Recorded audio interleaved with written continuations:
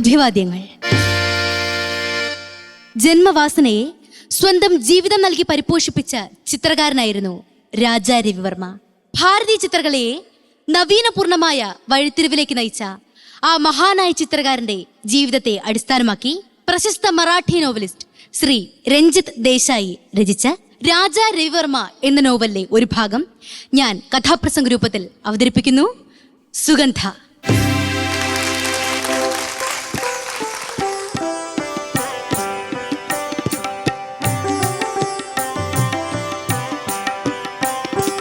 രവിവർമ്മ ചിത്രങ്ങൾക്കനുപമലാവണ്യ ലഹരി പകർന്ന സുഗന്ധ, ലഹരി പകർന്ന സുഗന്ധ. രവിവർമ്മ ചിത്രങ്ങൾക്കനുപമലാവണ്യ ലഹരി പകർന്ന സുഗന്ധ, ലഹരി പകർന്ന സുഗന്ധ. പഴയകാല ബോംബെയിലെ തിരക്കുള്ളൊരു പ്രദേശം. അവിടെ ചെറിയൊരു കുന്നിന്റെ മുകളിലായിരുന്നു വാലികേശ്വര ക്ഷേത്രം. നേരം പ്രഭാതം. ക്ഷേത്രത്തിൽ നിന്ന് ഭക്തജനങ്ങളുടെ വല്ലാത്ത തിരക്ക്. ദേ, ആ തിരക്കിൽ നിന്ന് മാറി സുമുഖനായ ഒരു ചെറുപ്പക്കാരൻ നിൽക്കുന്നു. ആ നിൽപ്പ് കണ്ടാൽ അറിയാം അയാൾ ആരെ അന്വേഷിക്കുകയാണ്. അല്ല, ക്ഷേത്രഗോപുര വാതിൽ കടന്നു വരുന്നു അതിസുന്ദരിയായൊരു യുവതി. ആ ചെറുപ്പക്കാരന്റെ കണ്ണുകൾ അവളിൽ തന്നെ ഉറച്ചുപോയി.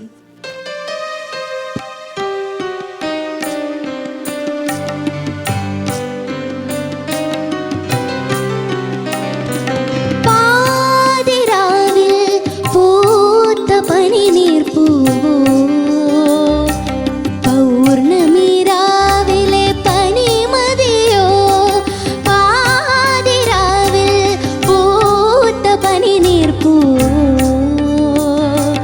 പൗർണമി രാവിലെ പനിമതിയോ.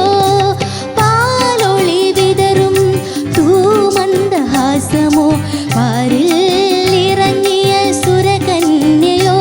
ഇവൾ പാതിരാ സ്വപ്നമോ പരമാർത്ഥമോ.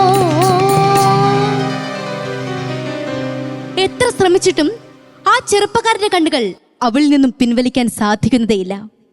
ഒരു പരപുരുഷൻ തന്നെ ശ്രദ്ധിക്കുന്നു എന്ന് മനസ്സിലാക്കിയ അവൾ പെട്ടെന്ന് ക്ഷേത്രത്തിനുള്ളിലേക്ക് പോയി. ക്ഷേത്ര ദർശനം കഴിഞ്ഞ് മടങ്ങിയെത്തിയപ്പോഴും ആ ചെറുപ്പക്കാരൻ അവിടെ തന്നെ നിൽപ്പുണ്ടായിരുന്നു. അവൾ ആ ചെറുപ്പക്കാരൻ്റെ അടുത്തേക്ക് പോയി. ഹേ മനുഷ്യ, നിങ്ങൾക്ക് എന്ത് വേണം? കുറച്ച് ദിവസമായി ഞാൻ ശ്രദ്ധിക്കുന്നു. നിങ്ങൾ എന്തിനാ എന്നും രാവിലെ വന്ന് എന്നെ ഇങ്ങനെ നോക്കി നിൽക്കുന്നത്? ഇനി ഇത് ആവർത്തിച്ചാൽ പോലീസിനെ ഏൽപ്പിക്കും ഞാൻ. ഇത്രയും പറഞ്ഞ് മുഖം വെട്ടിച്ചവൾ തിരിഞ്ഞടന്നു. അടുത്ത ദിവസം അവൾ ക്ഷേത്രത്തിലെത്തിയപ്പോഴും ആ ചെറുപ്പക്കാരൻ അവിടെ തന്നെ നിൽപ്പുണ്ടായിരുന്നു. അവൾ പെട്ടെന്ന് ക്ഷേത്രത്തിനുള്ളിലേക്ക് പോയി. ഭഗവാന്റെ മുമ്പിൽ തൊഴു കൈകളോട് നിൽക്കുന്ന ആ യുവതിയെ ഇവ വെട്ടാതെ നോക്കി നിൽക്കുകയാണ് ആ ചെറുപ്പക്കാരൻ. അവൾ ആ ചെറുപ്പക്കാരൻ്റെ അടുത്തേക്ക് പോയി. ഹേ മനുഷ്യ, നിങ്ങൾക്ക് നല്ലതല്ല. ഇനി ഇത് ആവർത്തിച്ചാൽ ഞാൻ പോലീസിനെ ഏൽപ്പിക്കുന്നു പറഞ്ഞില്ലേ? അയ്യോ സുഗന്ധ, എന്നെ തെറ്റിദ്ധരിക്കരുത്. ഞാൻ ഒരു ചിത്രകാരനാണ്. ദാ ഇത് നോക്കൂ. അദ്ദേഹം ഒരു ചിത്രം അവൾക്കു നേരെ നീട്ടി. അവളത് വാങ്ങി നോക്കി. അവളുടെ കണ്ണുകൾ വിടർന്നു. എന്റെ ചിത്രം, എന്റെ എണ്ണച്ചായ ചിത്രം. അവൾ അത്ഭുതപ്പെട്ടു പോയി. ഭവതിയെ എന്റെ ഭാവനയിൽ കണ്ട് വരച്ചതാണ്. അങ്ങ് തിരുവിതാംകൂറിൽ കിളിമാനൂർ കൊട്ടാരമാണ് എന്റെ ജന്മഗൃഹം. പേര് രവിവർമ്മ. അയ്യോ ക്ഷമിക്കണം, ഞാനിങ്ങനെ തെറ്റിദ്ധരിച്ചു. എൻ്റെ പേര് സുഗന്ധാഭായി. എന്നാ ഞാൻ പോട്ടെ. അവൾ തിരിഞ്ഞടന്നു. അടുത്ത ദിവസം അവൾ ക്ഷേത്രത്തിലെത്തി. പക്ഷേ ആ ചെറുപ്പക്കാരനെ അവിടെ എങ്ങും കാണാൻ സാധിച്ചില്ല. അവൾക്ക് എന്തോ ഒരു വല്ലായ്മ. തിരിച്ച് വീട്ടിലെത്തിയ സുഗന്ധ ആരോടും ഒന്നും മിണ്ടുന്നില്ല. രാത്രിയാണേ സുഗന്ധയ്ക്ക് കിടന്നിട്ട് ഉറക്കം വരുന്നില്ല.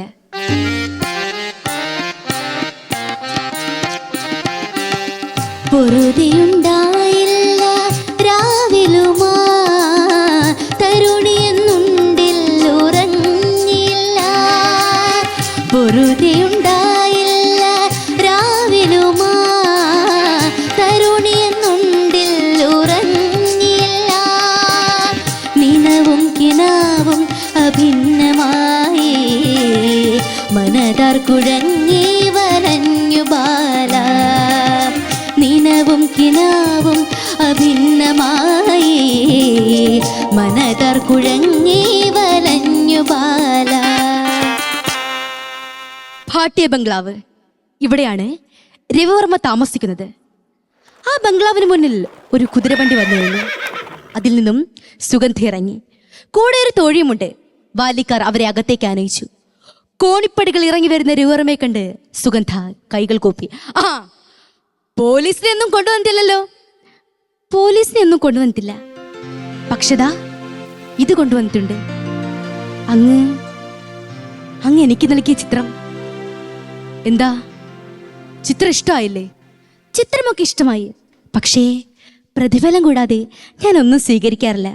അങ്ങനെയെങ്കിലും സുഗന്ധ, എൻ്റെ മനസ്സിൽ നിരവധി പുരാണ കഥാ സന്ദർഭങ്ങളുണ്ട്.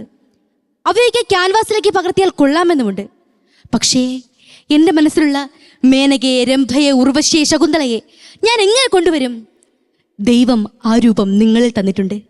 നിങ്ങൾ മാതൃകയാകുമെങ്കിൽ അവയൊക്കെ ഞാൻ ക്യാൻവാസിലേക്ക് പകർത്തും. അയ്യോ, എനിക്കതിന് സാധിക്കില്ല. ശുഭകാര്യങ്ങൾക്ക് ഞാൻ അനുയോജ്യല്ല. ഞാനൊരു വിധവയാണ്. ആ, അതൊന്നും ഞാൻ കാര്യമാക്കുന്നില്ല. ഈ അലൗകികമായ സൗന്ദര്യം ഞാൻ ക്യാൻവാസിലേക്ക് പകർത്തും. അങ്ങനെ സുഗന്ധയെ മാതൃകയാക്കി നിരവധി പുരാണ കഥാസന്ദർഭങ്ങൾ രചിക്കപ്പെട്ടു. ഭാരതത്തിൽ മാത്രമല്ല, ലോകമെമ്പാടും സുഗന്ധയുടെ ചിത്രങ്ങൾ ശ്രദ്ധയാകർഷിച്ചു. ബോംബെയിൽ പ്രദർശിപ്പിക്കപ്പെട്ട ചിത്രങ്ങൾ കാണാനെത്തിയത് ആയിരങ്ങളാണ്. ചില ദിവസങ്ങളിൽ ചിത്രരചന കഴിഞ്ഞ് സുഗന്ധ വീട്ടിലെത്തുമ്പോൾ രാത്രിയേറെയാകും. സുഗന്ധയുടെ ഈ വരവും പോക്കുമൊന്നും ചിറ്റമ്മ ബഗാഭായിക്ക് അത്രയും കൊണ്ട് രസിച്ചില്ല. സുഗന്ധ, നീ എന്താ ഈ കാണിക്കുന്നത്? ഞാനൊന്നും പറയുന്നില്ല. എന്ത് പറയുന്നില്ല? പകല് മുഴുവൻ ചിത്രം വരാ. ഇപ്പോഴത്തെ രാത്രിയിലും ആ രഘു ഇവിടെ വന്നിരുന്നു. അവൻ പറഞ്ഞ ഓരോരോ കാര്യങ്ങൾ. നാട്ടിലിപ്പോ നിന്റെ ചിത്രങ്ങളെ കുറിച്ചാ സംസാരം. ഒരെണ്ണം ഞാനും കണ്ടു. ഹോ, ലജ്ജ അവലെടി നിനക്ക്. ചിറ്റമ്മയ്ക്ക് ഇതൊന്നും പറഞ്ഞാൽ മനസ്സിലാവില്ല. അവൾ മുറിയിലേക്ക് ഓടിപ്പോയി. ഒരു ദിവസം രവിവർമ്മ തന്റെ ചിത്രശാലയിൽ ചിത്രരചനയിൽ മുഴുകിയിരിക്കുകയായിരുന്നു. അപ്പോഴാണ് അച്ഛൻ രാമവർമ്മ ധൃതിയിൽ അവിടേക്ക് കടന്നു വന്നത്. അവന്റെ കയ്യിൽ ഒരു കടലാസമുണ്ട്. ചേട്ടാ, ഇത് കണ്ടോ? കോടതിയിൽ നിന്നും ചേട്ടനെതിരെയുള്ള ഒരു നോട്ടീസ്. കോടതിയിൽ നിന്നോ? എനിക്കെതിരെയോ? എന്തു പറഞ്ഞിട്ട്? ചേട്ടൻ ദേവീ ദേവന്മാരുടെ നഗ്നചിത്രങ്ങൾ വരച്ചെന്ന്, എല്ലായിടത്തും എത്തിച്ച് അതിന്റെ പവിത്രത നഷ്ടപ്പെടുത്തിയെന്ന്, ഹിന്ദുക്കളുടെ മതവികാരത്തെ വ്രണപ്പെടുത്തിയെന്ന്. ഇത് എനിക്കെതിരെയുള്ള വെല്ലുവിളിയല്ല, കലയ്ക്കെതിരെയുള്ള വെല്ലുവിളിയാണ്. ആവിഷ്കാര സ്വാതന്ത്ര്യത്തിന് നേരെയുള്ള കടന്നുകയറ്റമാണ്. കല ഒരിക്കലും പാപിയാകുന്നില്ല, അതെപ്പോഴും പവിത്രമായിരിക്കും. രവിവർമ്മയുടെ കൈകൾ ഒരു അനീതിക്ക് മുന്നിലും തളർന്നിട്ടില്ല. രവിവർമ്മ കോടതിയിൽ സ്വയം കേസ് വാദിക്കാൻ തീരുമാനിച്ചു. ഗോപാലകൃഷ്ണ ഗോഖലെയും മറ്റുള്ള നേതാക്കളും രവിവർമ്മയ്ക്കൊപ്പം നിന്നു. പക്ഷേ ചില വർഗീയവാദികൾ ഉറഞ്ഞുതുള്ളി.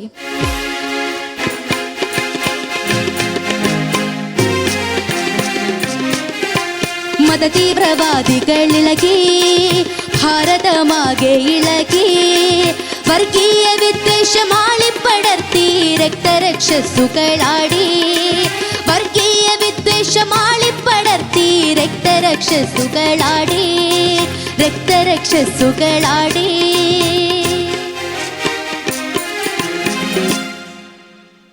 ഗിർഗാബിലെ കോടതി.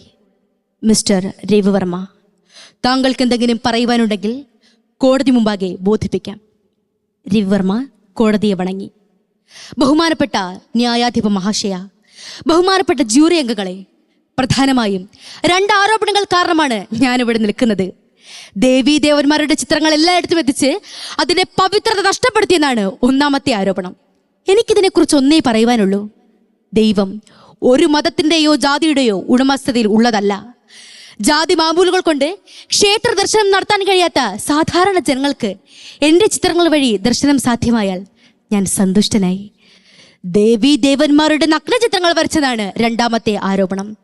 ചിത്രകലയിൽ ശ്ലീലം അശ്ലീലം എന്നതൊന്നുമില്ല.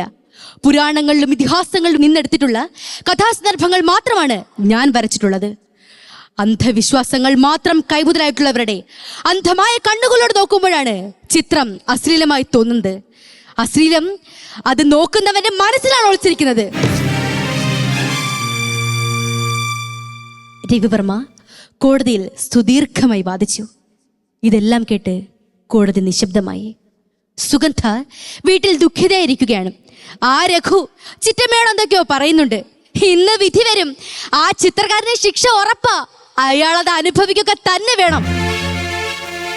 എടി എടി എടി മുടിഞ്ഞവളെ, നീ ആ മഹാരാജാവിനെ കോടതി കയറ്റിയില്ലടി. നീ കാരണം അയാൾ ഇന്ന് ശിക്ഷ അനുഭവിക്കാൻ പോകുക. നീ ഒരു വിഷകന്യകയാണടി, വിഷകന്യക. അവൾ മുറിയിലേക്ക് ഓടിപ്പോയി. ആ കിടക്കയിലേക്ക് അവൾ വീണു. അവിടെ കിടന്ന് അവൾ പൊട്ടിക്കരഞ്ഞു. കോടതി വിധി വന്നു. രവിവർമ്മയെ കോടതി വെറുതെ വിട്ടു. ഈ സന്തോഷ വാർത്ത ആദ്യം തന്നെ സുഗന്ധയെ അറിയിക്കുവാൻ അദ്ദേഹം തീരുമാനിച്ചു. അദ്ദേഹം സുഗന്ധയുടെ വീടിന് മുന്നിലെത്തി. അവിടെ ഒരു ആൾക്കൂട്ടം. എന്താ, എന്തു പറ്റി? സുഗന്ധ എവിടെ? മഹാരാജൻ, അങ്ങേക്ക് ശിക്ഷ കിട്ടുമെന്ന് കരുതി, അങ്ങേക്ക് അപമാനമാകുമെന്ന് കരുതി എന്റെ മോൾ വിഷം കഴിച്ചു. രവിവർമ്മ അകത്തേക്കോടി. അതാ ആ കട്ടിൽ സുഗന്ധ കിടക്കുന്നു. ഡോക്ടർ പരിശോധിക്കുന്നുണ്ട്. അടുത്ത് കമലയും ബാല്യക്കാരും. അദ്ദേഹം ആ കട്ടിലിരുന്നു. സുഗന്ധ, കണ്ണു തുറക്കൂ സുഗന്ധ, കണ്ണു തുറക്ക്. അവൾ മെല്ലെ കണ്ണു തുറന്നു. സുഗന്ധ, കോടതി എന്നെ വെറുതെ വിട്ടു. ഈ സന്തോഷ വാർത്ത അറിയിക്കുവാനാണ് ഞാനിവിടെ എത്തിയത്. പക്ഷെ നീ മഹാരാജൻ, അങ്ങ് വലിയവനാണ്, ലോകമറിയുന്ന ഒരു കലാകാരനാണ്. അങ്ങയുടെ മനസ്സ് വിഷമിക്കുന്നത് എനിക്ക് താങ്ങാനായില്ല. ഈ സമൂഹം എനിക്കിരുന്ന അപമാനം എനിക്ക് സഹിക്കാനായില്ല. രവിവർമ്മയുടെ കണ്ണുകൾ നിറഞ്ഞു. ആ കണ്ണുനീർ തുള്ളികൾ സുഗന്ധയുടെ മുഖത്ത് പതിച്ചു. അയ്യോ, അങ്ങ് എനിക്ക് വേണ്ടി കരയുന്നു. അരുത്, കരയരുത്. എനിക്ക് സന്തോഷമായി. അങ്ങനെ കാണാൻ വന്നല്ലോ. എനിക്കത് മതി. എന്റെ ഈ ജന്മം സഫലമായി. എനിക്ക് സന്തോഷമായി. ഞാൻ പോട്ടെ. ആ ശബ്ദം നിലച്ചു. അടുത്തിരുന്ന ഡോക്ടർ പുതപ്പ് വലിച്ച് മുഖം മറച്ചിട്ടു. അതാ അങ്ങകലെ ഒരു ചിത കത്തിയിരിക്കുന്നത് നിർനിമേഷനായി നോക്കി നിൽക്കുകയാണ് രവിവർമ്മ. പ്രിയമുള്ളവരെ, മതതീവ്രവാദത്തിന് അടിമപ്പെടാത്ത ഒരു രക്തസാക്ഷി കൂടി സുഗന്ധ. മാനവ സ്നേഹത്തിന്റെ, വിശ്വസാഹോദര്യത്തിന്റെ ഉറവകൾ വറ്റിപ്പോകുന്ന ഈ കാലഘട്ടത്തിൽ ആർഷഭാരതത്തിന്റെ സന്ദേശം നമുക്ക് ഏറ്റുചൊല്ലാം. ലോകാ സമസ്ത സുഖിനോ ഭവന്തു. നന്ദി, നമസ്കാരം.